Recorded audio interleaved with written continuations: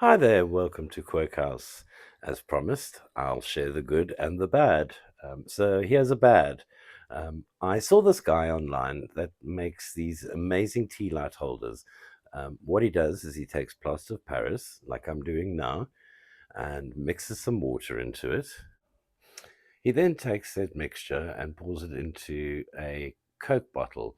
I've used a jug because I thought it would be much easier. So on the video, he starts with the plaster of Paris in the Coke bottle, then he adds a little bit of water and shakes it up in the Coke bottle. But I think that this is a much easier and quicker way of getting the plaster of Paris into the Coke bottle, because when you pour the plaster of Paris, it kind of it's so fine, the powder, that it clogs up the funnel.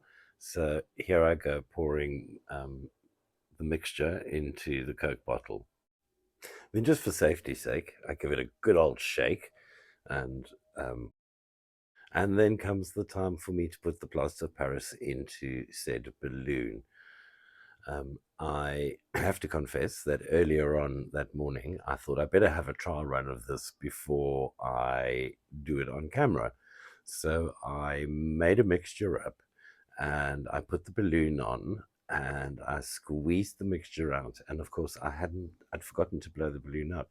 So the balloon rapidly filled with plaster of Paris and then it proceeded to shoot off the end of the Coke bottle. And I had plaster of Paris everywhere. So after much struggling, you can see I finally get to pour the mixture into the balloon. Backtracking again slightly, after my morning's escapades of cleaning the kitchen from the plaster of Paris that was everywhere, I managed to make two other balloons exactly the same way. And just as that I could look like one of the chefs on telly, and here's one I made earlier. And that's exactly what I did.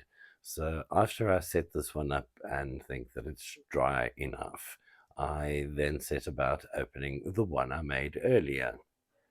So if you plan on doing this at home, the tips I can give you are: be very careful when you're doing the turning part like I am now, because the slightest pressure from your hands causes the plaster of Paris to crack. Because while it's drying in thin layers around the interior, it's very prone to cracking. So be very careful. Um, but wait and see what happens, because I am about to unveil the ones I made earlier that have had about 3 hours drying time.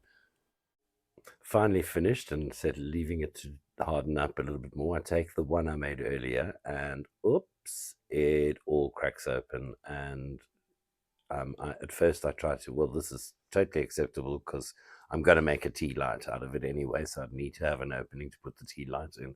And then the whole bloody thing, from the elasticity of the balloon, just collapses, implodes.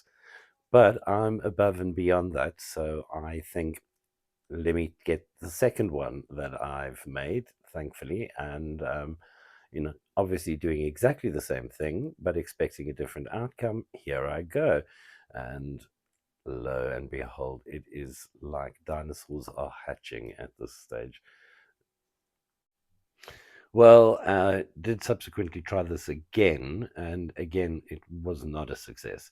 So I have given up trying, and yeah, I hope that this was fun for you guys to watch. Um, it certainly was fun trying to get it right. Who knows, maybe one day.